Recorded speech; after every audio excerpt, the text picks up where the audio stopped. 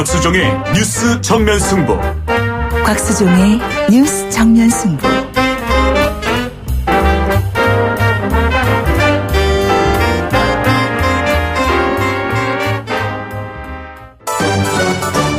김작이 묻고 곽박이 경제로 답한다.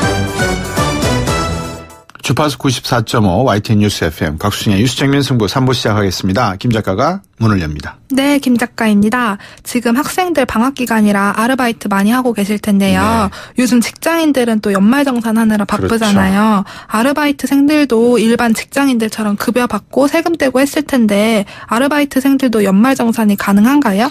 그럼요. 방금 말씀하셨지만 아르바이트생들도 세금 떼고 했을 건데 라고 하셨잖아요.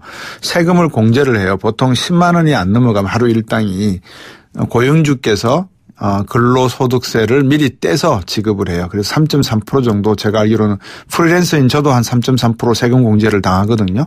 그러니까 당한다기보다 하거든요. 3.3%의 소득을 공제하고 지급이 되니까 연말이 되면 지금까지 냈던 세금에 대해서 환급해 주십시오라고 아르바이트 하신 분들도 당연히 세금 환급을 신청하실 수가 있죠.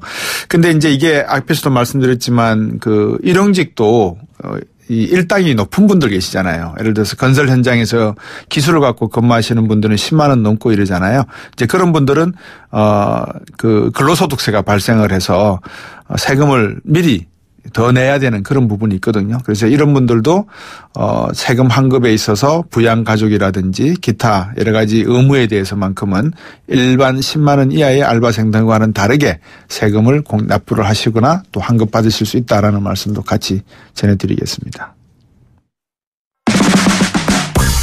지금 여러분께서는 경제학자 곽수종 교수가 진행하는 YTN 뉴스 FM 곽수종의 뉴스 정면 승부를 듣고 계십니다.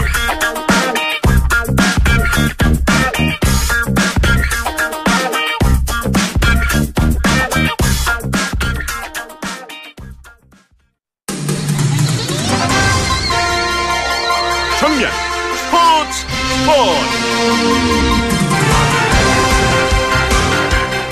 하루 동안 있었던 스포츠 소식 정리해드리겠습니다. 중앙일보 박민 기자입니다. 안녕하세요. 네, 안녕하세요. 누굽니까 이거 폭행한 사람이? 심석희 선수를. 네, 그 쇼트트랙 심석희 선수가 좀 그 코치로부터 폭행당한 게 알려지면서 오늘 하루 종일 논란이 됐는데요. 예. 그 지난 16일에 또 A 코치로부터 손찌검을 당해서 선수촌을 이탈한 것으로 알려졌고요. 예. 또 빙상연맹이 해당 코치를 또 뒤늦게 직무정지시켰는데 예. 오늘 실시간 검색어 그 오전 내내 1위에 오를 만큼 좀 논란이 거셌습니다. 자, 박민 기자님. 네. 이 스피드 스케이팅 말고 이 쇼트트랙 말입니다. 네.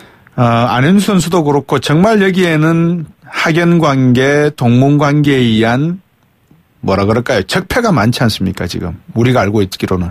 네, 맞습니다. 사실 쇼트트랙이 효자 종목으로 알려져 있지만 또 굉장히 문제가 많은 또 종목으로도 사실 그 정확히 짚어주셨는데요. 네. 과거에 파벌 싸움이 굉장히 빈번했는데요. 또 2006년 올림픽을 앞두고는 또 한체대와 비한체대파로 나뉘어서 따로 훈련을 하기도 했고요. 네. 그리고 2010년에는 같은 파벌 선수끼리 밀어주는 이른바 짬짬이 파문도 벌어졌는데 말씀하신 대로 당시에 또 안현수 선수가 또 대표 선발전 방식이 바뀌는 과정에서 또 부상도 겹치긴 했지만 또 이런 과정 속에 러시아로 귀환한 일도 있었습니다.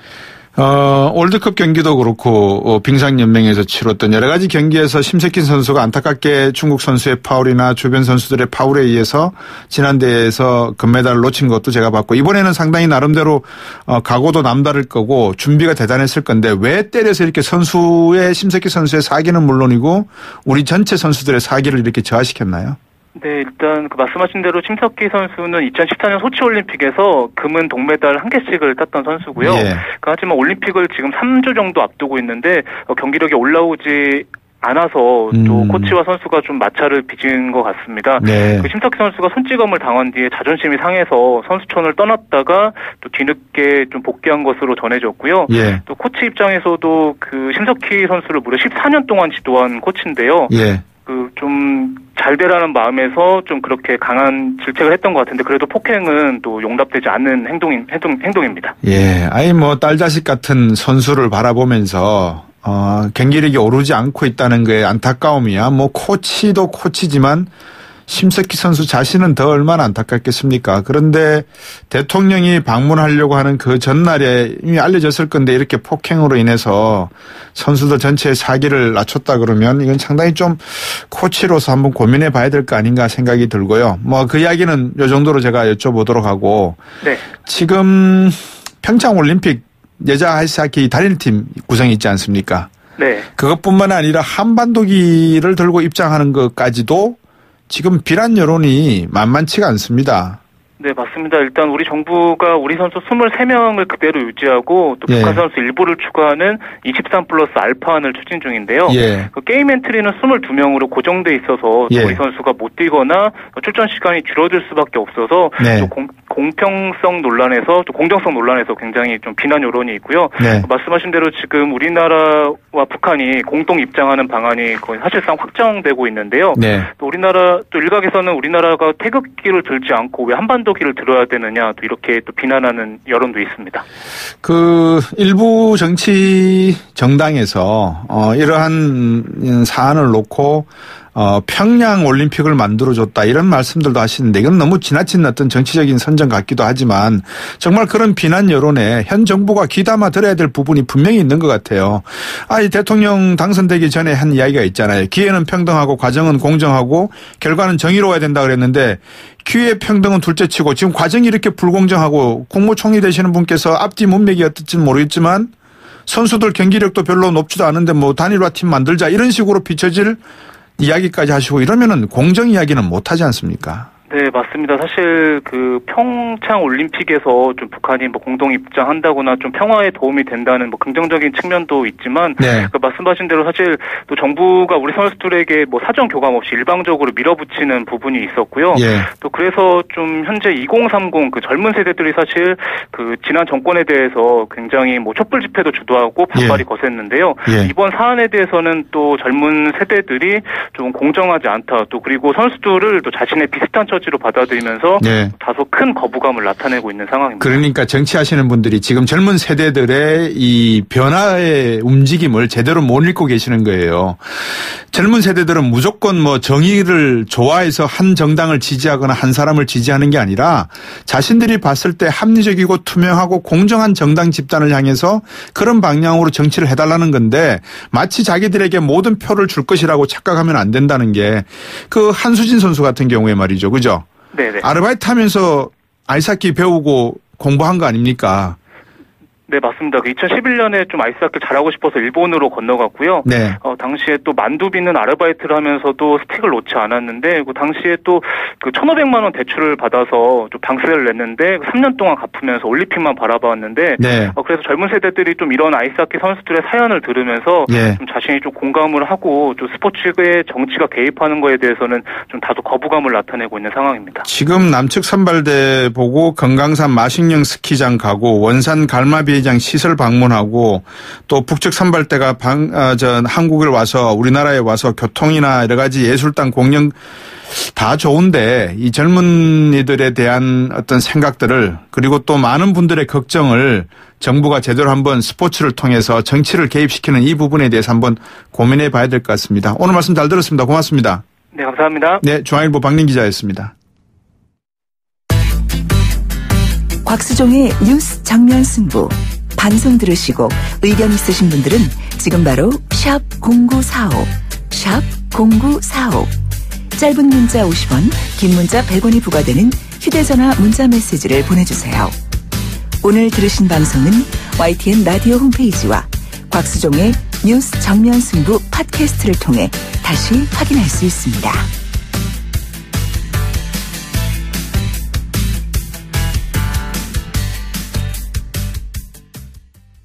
세 번째 인터뷰 주인공은 국민의당 이현주 의원입니다. 어제 안철수 대표, 유승민 대표 가칭 통합개혁신당 출범 알렸고요. 그리고 통합선언문을 통해서 건전한 개혁보수와 합리적 중도 이 힘으로 낡고 부패한 구태정치와 전쟁을 선언한다 이렇게 발표를 했는데 오늘 청춘 토크도 아마 한 걸로 제가 알고 있거든요. 어떤 이야기가 오갔는지 또 무엇을 어떻게 하겠다는 건지 국민의당 이현주 의원과 말씀 나눠보겠습니다. 안녕하십니까? 네, 안녕하세요. 예. 통합신당 발표를 했는데 지금 당 분위기는 좀 어떻습니까? 반대하시는 분들은 또 살림 차려서 나갈 준비 있고 이혼 준비하고 있다 이런 이야기가 나오는데 어떻습니까? 네, 이제 극렬하게 반대하시는 분들은 신당을 추진하겠다 해서, 추진 기획단인가 이런 거를 출범을 해서 활동을 이미 하시고 계시고요. 네. 그래서 이제 다만 이제 숫자가 얼마나 될지는 모르겠지만, 네. 아주 극렬 반대하시는 분들은 어차피 함께하기 어려운 거 아니냐 이렇게 보고 있습니다. 예. 극렬 반대하시는 분들보다 사실은 지금 입장 정리가 안 되고 있는 분들 명단이 언론에 일부 나오는 것 같던데 그게 정확하지 않는다 하더라도 한 8, 9분 되는 걸로 보이는데 그분들 가운데서 안철수 대표나 유승민 대표가 만나서 설득하고 좀 이현주 의원께서라도 설득하고 이런 과정이 지금 벌어지고 있습니까? 사실은 통합선언 전까지 이제 계속 만나서 대표께서 안철수 대표께서 계속 만나고 계셨고요. 예. 지금도 여전히 이제 많은 의원들 통합을 적극 찬성하는 의원들과 또 안철수 대표 이렇게 해서 계속 만나고 또 통화도 하고 이러고 있고요. 네. 그리고 또 일부 이제 그분들 중에 일부 분들은 입장이 정리 안 됐다기보다는 사실은 어쩔 수 없는 이제 기정사실 아니냐 이렇게 받아들이시면서 그러나 이제 적극적으로 이렇게 또 찬성하는 입장을 지금 표명하기 또 곤란한 그런 상황이라서 지켜보겠다 이렇게 말씀하시면서 다소 이제 적극적으로 찬성 안 하더라도 양해를 해달라 이런 의사를 표시하신 분도 계십니다. 그렇군요. 근데 이게 이제 통합선언문을 가지고 이름을 가지고 통합이 아직 완료가 안 된 상황이니까 이게 통합선언문이냐 아니면 추진선언문이냐 이렇게 해석의 차이가 있는 것 같아요. 네. 추진선언문이라고 봐야 되겠죠. 예. 어차피 이제 형식적으로, 그러니까 법적으로는 완료가 되려면 이제 현재 통합 전당대회까지 돼야 되는 거고요. 예. 그리고 이제 신당 창당까지 우리 신당 창당 방식으로 하기로 했으니까 신당 창당이 어느 정도 완료돼야 되는 거지만. 실제로 이제 정치적인 의미가 중요하다고 봅니다. 어차피 정치권의 정당의 통합이기 때문에요. 그래서 두 대표가 통합 선언을 이미 한 것이기 때문에 이제 정치권이나 또는 출마를 준비하시는 분들이나 이런 분들은 기정사실로 받아들이고 계십니다. 예, 제가 조금 전에 일부에서 남경필 도지사하고 인터뷰를 했거든요. 네. 그러면서 제가 남경필 도지사한테 그렇게 질문을 했어요. 남경필 도지사가 예전에 국정농단 세력 인적 청산되기 전에는 정치를 할 수 없다라고 이야기를 했는데 왜 자유한국당으로 복당을 하셨냐. 바른정당의 통합에 더 힘을 보태지 않고 그렇게 여쭤봤었습니다. 네. 그런데 지금 박인석 의원입니까? 며칠 전에 갑작스럽게 자유한국당으로 복당하신 분. 그분도 그렇고 통합개혁 신당의 정체성에 대해서 이견을 가지거나 다른 생각을 하고 있는 바른정당의 의원분들은 어떻습니까? 바른정당의 의원님들요. 네, 현재는 아마 지금 남아있는 분들은 다 같은 생각을 갖고 계신 걸로 알고 있고요. 유승민 대표가 굉장히 신중하신 분이기 때문에 사실은 이번에 통합선언 이전까지 그런 부분들을 가지고 많은 논의를 안철수 대표하고 두 분이 독대를 해서 해오셨고요. 그래서 이 선언문을 합의를 하면서 이 부분에 대해서만큼은 어느 정도 의견의 일치를 봤기 때문에 통합선언을 하신 겁니다. 그래서 현재는 바른정당 내부에는 다른 이견이 있는 건 아니고요. 그리고 이제 박인숙 의원 같은 경우도 사실은 어떤 통합정당의 어떤 노선 이런 거에 대한 이견이라기보다는 지역구의 사정과 그리고 개인적으로 남경필 지사하고 굉장히 가까운 사이인 것으로 알고 있습니다. 그렇군요. 그래서 사실은 나가기 전까지도 사실 굉장히 적극적인 통합파였기 때문에 저희도 굉장히 당황스러운 편이었고요. 근데 남경필 지사 같은 경우는 전 개인적으로 어떻게 보면 가장 실망스러운 분이라고 제가 얘기를 하고 있는데 왜요? 처음에 이제 그러니까 새누리당 이렇게 탈당하면서 바른정당 창당 가장 먼저 탈당하신 멤버시잖아요. 그렇죠. 그래서 그때 혼자라도 가겠다 이런 취지로 말씀하셨던 것 같은데 그래서 그때 많은 사람들이 저런 보수도 있구나라고 생각하면서 굉장히 멋있다고 생각을 했단 말이에요. 그래서 굉장히 실망스럽고 또 어떻게 보면 이름은 뭐 이해가 가는 게 어쩌면 그분도 궁극적인 목적이 대선 주자일 텐데, 네. 사실은 이 국민바른정당, 이 통합신당이 그 크기는 뭐 크지 않지만 사실은 네. 벌써 지난 대선 주자였던 분이 두 분이나 계시고요. 경쟁자들이요.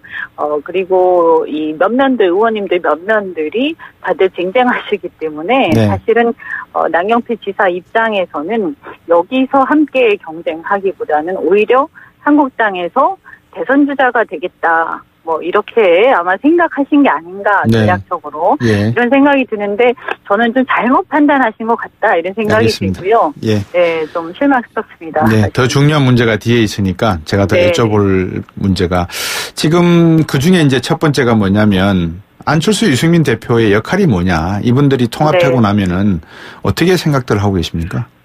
뭐 저희가 볼 때는 사실 국민들이 많은 기대가 있는데 그 기대에는 어쨌거나 그 얼굴이 되고 있는 안철수, 유승민 두 대표에 대한 기대가 분명히 있습니다. 그래서 저희는 통합이 되더라도 당권을 갖고 안 갖고는 변론으로 하더라도 계속해서 일정한 기간 동안에는 전면에 나서서 좀 역할을 하셔야 된다 이렇게 생각을 하고 있고요. 다만 이제 실질적으로 그러면 형식적으로 어떤 역할을 할 거냐라고 했을 때는 지금 뭐 결론 난 건 없지만 뭐 필요할 경우에는 지방선거 출마, 광역단체장 출마도 고려하셔야 된다고 생각하고 또 그렇지 않다 하더라도 당에 남더라도 계속해서 본인들이 할 수 있는 모든 것들을 다 당에 바쳐야 한다고 생각을 합니다. 예. 그 마지막 남은 과제 중에 하나가 비례대표 이 문제, 출당 문제 같은데 이거 정리를 마지막으로 저 국민의당 바른정당 통합 관련해서 여쭤볼게요. 어떤 게 맞다고 생각하십니까? 합리적이라고 보십니까? 이제 비례대표라는 것은 이제 국민들이 그 개인을 보고 찍는 게 아니라 우리나라 비례대표제가 독일처럼 개인에 대해서도 투표를 하고 당도 투표하고 이런 게 아니라 그냥 당만 투표하는 거잖아요, 사실은요. 그래서 당을 보고 투표를 한 거기 때문에 당이 계속 신당으로 이 합당해서 이제 존속이 되는 이상은 당과 함께 해야 된다라고 생각을 하고요. 만약에 본인이 새롭게 그 다른 적을 가지고 정치를 하고 싶으시면 그때는 새롭게 출마를 하시면 되지 않겠나 이렇게 생각합니다. 자, 오늘 정치 토크 하셨다 그러죠. 저 언론에 나오던데 어떤 내용들이 왔습니까? 청년들하고 얘기를 했었는데요. 이렇게 이제 비트코인 요새 하도 또 젊은이들이 관심이 많지 않습니까? 비트코인 얘기, 가상화폐 얘기 있었고요. 그리고 최저임금 얘기도 좀 있었고, 교육개혁도 있었고, 그리고 아마 이제 저는 뭐 중간에 나왔습니다만 그 평창 얘기 이런 얘기들이 좀 있었던 걸로 알고 있습니다. 평창 얘기는 제가 조금 전에 박린 기자하고도 이야기를 했고 좀 많이 되었기 때문에 그러면 두 가지 이야기를 한번 여쭤볼게요. 가상화폐에 대한 청년들의 생각 어떻습니까? 일단 뭐 우선은 이거를 그냥 무작정 정부가 이렇게 어떤 정부의 시그널이라는 게 굉장히 중요하잖아요. 시장의 시그널이. 그런데 그냥 무작정 이거를 개입을 해서 뭐 폐쇄하겠다, 뭐 규제를 하겠다 이렇게 대책 없이 얘기하는 것에 대해서 굉장히 당황해하는 그런 의견들이 많이 있었고요. 그래서 이제 제가 볼 때는 저희는 이 문제에 대해서 관심이 많은데 어차피 이게 미래의 어떤 블록체인하고 관련이 있기 때문에요. 그래서 사실 문제는 투기를 어떻게 근절을 하고 가격 조작이나 이런 것을 어떻게 감시를 하고 또 그다음에 지하경제에 이용되는 이런 우려를 현금 전환 시 실명제를 통해서 해결할 것인가 이런 건데 이런 거를 제대로 법적 근거나 제도적 보완이 대책이 없었던 게 문제인 거거든요. 그렇죠. 그래서 이 시장 자체가 문제가 아니라 이런 제대로 대책을 안 세워놨던 게 문제이기 때문에 실제로는 이런 대책에 대한 면밀한 검토와 논의가 더 필요한 거고요. 그것과 함께 적절하고 합리적인 규제를 해야 되는 것이지 이 시장에 정부가 이렇게 막 개입해서 내가 뭐 폐쇄를 하겠다 어떻게 하겠다 이렇게 하는 것은 정말 잘못된 좀 시대착오적인 대응 방식이다 이렇게 봅니다. 장하성 정책실장이 직접 몸소 나서셔가지고 설득하러 나오셨다고 관악구 신림동에 행차도 하셨던데 최저임금 부분은 청년들은 어떻게 보셨습니까? 뭐 일단은 임금이 올라가니까 좋다. 그런데 일자리가 동시에 또 줄어드는 그런 우려가 있기 때문에 이걸 어떻게 봐야 되는가 이렇게 많이 질문들을 하셨고요. 네. 두 대표께서는 어차피 이제 두 분 다 경제에 대해서 좀 전문가시니까 어떤 말씀을 하셨냐면 사실은 이제 기업의 역할과 그냥 국가의 역할이라는 게 다른 건데요. 네. 임금이라는 거는 기업이나 사업자가 주는 것이지 국가가 주는 게 아니잖아요. 네. 그래서 그들이 그 여건에 따라서 주는 것인데 국가가 이제 억지로 이렇게 해라 저렇게 해라라고 하다 보니까 이게 무리가 시장에 가버린 것이고 국가가 만약에 어려운 청년들을 돕고 싶으면 그것은 복지를 통해서 도와야 하는데 이게 번지수가 잘못됐다. 그래서 사실은 지난 대선 때 최저임금에 대한 공약을 다들 하셨지만 이 부분에 대해서 어느 정도 반성을 하지 않을 수 없다라는 얘기들을 하셨고 그래서 지금 이 시점에서는 사실은 무리한 인상의 어떤 부작용 문제에 대해서는 정부가 좀 성찰을 하면서 속도 조절해 나갈 필요가 있다라고 그렇게 대답을 하셨습니다. 알겠습니다. 기업이 제대로 했으면은 정부가 안 나서도 될 건데 기업이 그동안에 잘못한 것도 있죠. 이 문제에 대해서는 다음에 또 기회 되면 말씀 나눠보겠습니다. 오늘 말씀 잘 들었습니다. 고맙습니다. 네, 고맙습니다. 네, 국민의당 이현주 의원과 말씀 나눴습니다. 4부로 오겠습니다.